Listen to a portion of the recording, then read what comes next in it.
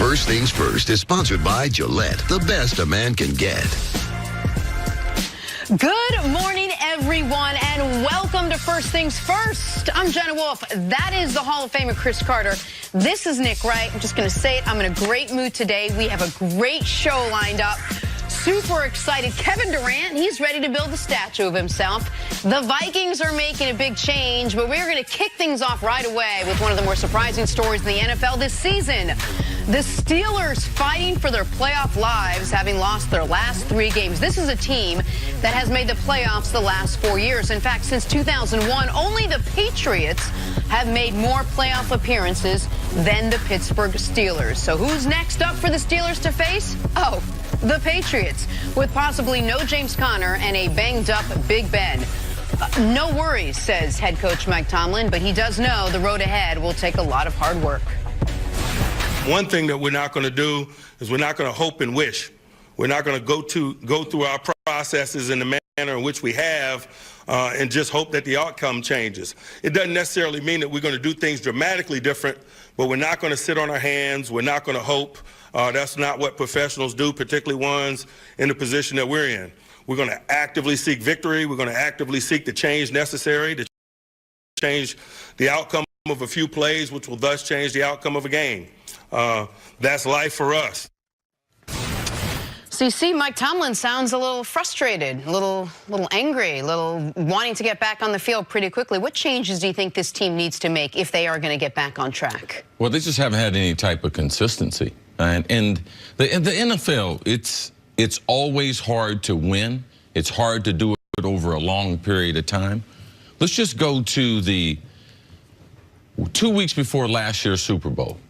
The final 4 teams were Minnesota Vikings, Philadelphia Eagles, Jacksonville Jaguars, and the New England Patriots, right?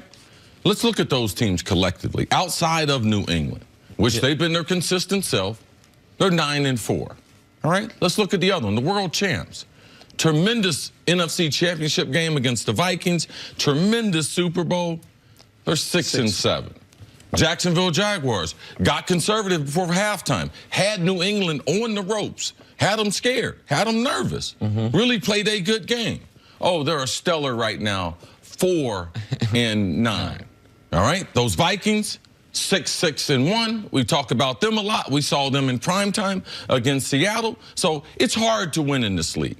It's hard to win year after year. And I just took those 4 teams as an example because you would think, man, Minnesota, they went out and got Kirk Cousins. Oh, they're just going to build on 13-win seasons. Philadelphia won the Super Bowl with their backup. Now, their backup's a backup, and now they got their franchise quarterback back in there. And Jacksonville ran it all back. They brought everybody back. Oh, and added another offensive lineman so they can play more powerful football. Combined 16, 22, and 1. Yeah, that's not the way it is.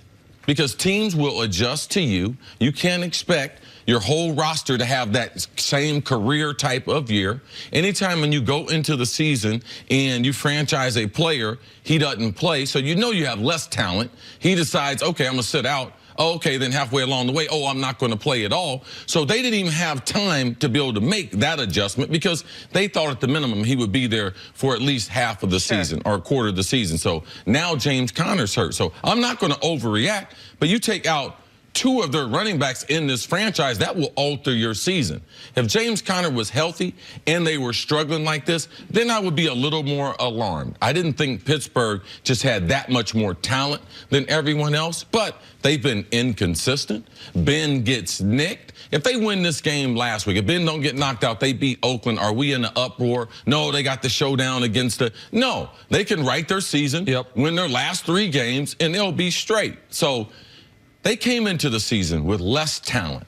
Their margin of error was less than what they thought. They have struggled along the way. Defensively, totally inconsistent. Sometimes they get pressure on the quarterback. Sometimes they create turnovers. The biggest thing what they have to do against New England is, New England since 2013, man, they score a lot of points against the Steelers. That being at home or when Pittsburgh's playing at home. So you got to be able to maintain long drives, keep Tom Brady off the field. I'm going to give you the same recipe I give all the rookie quarterbacks. manage the game, because Tom Brady carves up this defense. He likes the looks that Pittsburgh give him. They make tremendous amount of big plays. And one thing I know about Belichick, every time they play Pittsburgh, they're ultra aggressive in throwing the ball and throwing it deep down the field. We're going to get into the matchup, but Nick, if there is a team that you say is about as consistent as any in the league besides the Patriots, you always say it is this Steelers team. They are consistent over long samples, meaning they have made the playoffs. Like Tomlin gets there, they make 2 Super Bowls in 4 years, they win one of them. Their 2 down years are 8 and 8 years, and then since then they've made the playoffs every year. They've only had 3 coaches in 50. In 50 years. I mean, the last time they fired a coach, his name was Bill Austin, and the president was Lyndon B. Johnson. It was 1968. Wow. Like 3 coaches since then. So over large samples, they are consistent. Now, what we have seen is they are a team, as we talked about after the Raider game, that over the last decade, they have almost as many losses as a double-digit road favorite as the rest of the AFC combined. Like, they do tend to play down to competition, but then escape with a win. It's almost what they did against Oakland, where they didn't play very well. They drive down the field, they score, but then they couldn't get the requisite stops. See, to your point about the running game, there's only 2 teams in the league this year that have had more games with less than 75 yards, than Pittsburgh. The Falcons and the Cardinals. The Steelers, not surprisingly, in those games with less than 75 yards, are 1-5. Like, it is very hard to win in this league if you're not running the ball at least somewhat effectively, even in this passing revolution. Now, I think they're going to be able to score in this game against New England, because while New England has scored against them, New England this year on the road, everyone scored on them. Jacksonville put up 31. The Titans put up 34. The Bears put up 31 in the game New England was able to win. The question is, can this Steelers defense, which fell apart in the second half against the Chargers, which fell apart in the 4th quarter against the Raiders, can this Steelers defense get the requisite stops to stay in the football game against a Patriots team that's coming off a loss and understands that they're no longer just fighting with Pittsburgh. The Texans are right there, and it doesn't matter to the Patriots who gets the 1 and the 2 seed. If they're not one of them, they're agnostic about, oh, it's the Steelers, it's the Texans. So it's a critical game for both teams. For the Steelers to stay in position to make the playoffs, and for the Patriots stay in position to do what they've always done when they've made a Super Bowl, which is have a bye. Well, the Patriots seem to have had the Steelers' number as of late. Big Ben was asked yesterday why they've struggled so much against New England. Here's what he had to say. It's funny because we hear that a lot, right? Like, you guys haven't had a lot of success against Brady and Belichick. Well, who has? Not a lot of people have. That's why they've won so many championships, and they're pretty good. So it's one of those things. It's a new season, new teams. Last year really doesn't matter anymore. We can sit here and say this play rules changed because of that play. That's those crazy things, but they won the game. So it's a new season, a new year. Tom's still the best of all time, and Belichick might be too. So what an awesome challenge for us. All right, so we touched on it. Let's dive in a little bit deeper. What is the key to the Steelers beating this Patriots team? Well, at the most basic level, something they haven't been able to do in the last month of football, including their win against Jacksonville before this 3-game slide, which is play anything close to a complete game. In the game against Denver, the turnovers in the red zone ruined them. They were bad on offense in that game, scoring 17 points. Against the Chargers, we talked about it. The defense collapsed in the second half, while after the offense played great in the first half. And against the Raiders, I would argue they were shoddy in all phases. Maybe you'll give the offense a bit of a pass because they were on their 3rd-string running back, and Big Ben missed the majority of the second half. But the defense was, when this team was 1-2-1, we were like, man, they haven't recovered from the Shazier injury yet. The defense isn't good. When they turned 1-2-1 into 7-2-1, the story was the defense turned things around. Right. It's now back to the first quarter of the season as far as how the defense has been, at least in the second halves of these last couple games. A couple keys for Pittsburgh. Offensively, they got to be able to get their tight ends in matchups against their linebackers and or their safeties. New England safeties are very, very good. But Pittsburgh, that's the advantage I believe they have. Get a lot of yards after the catch, typically New England. They tackle well in space. From a defensive standpoint, they got to get back to, I want the same resolve that Mike Tomlin had in that press conference. I want to get after Tom Brady, T.J. Watt. All right? I want Mike Tomlin to come up with a very, very aggressive game plan, because this is basically their season.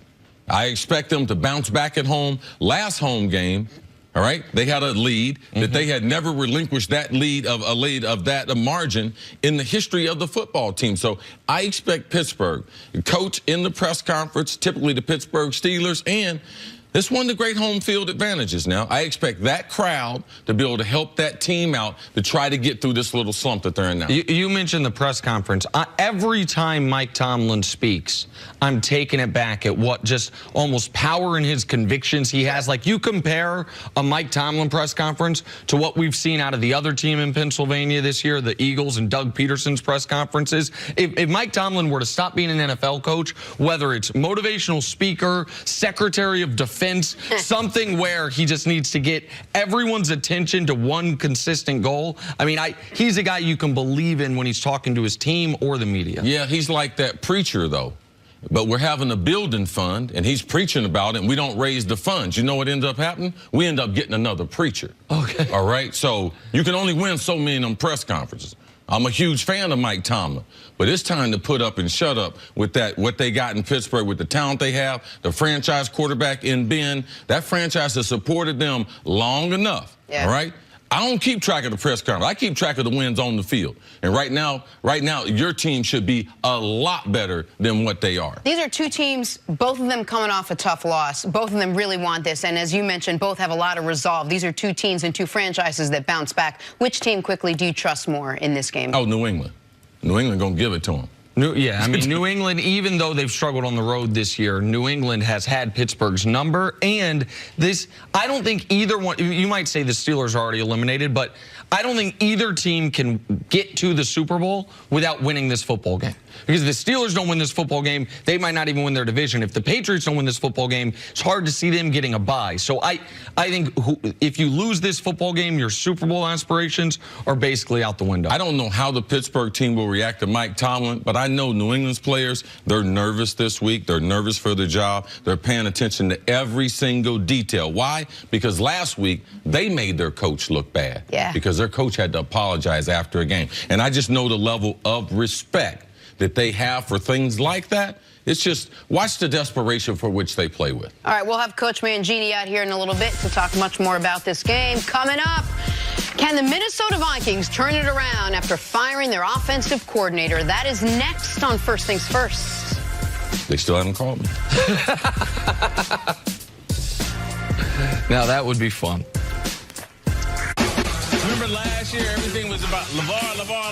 Now we're talking about one of the greatest all-time players. I think they're worse with LeBron right now. That's a hot take, Marcellus. LeBron's like bacon, man. Everything's better with bacon. He was a bacon.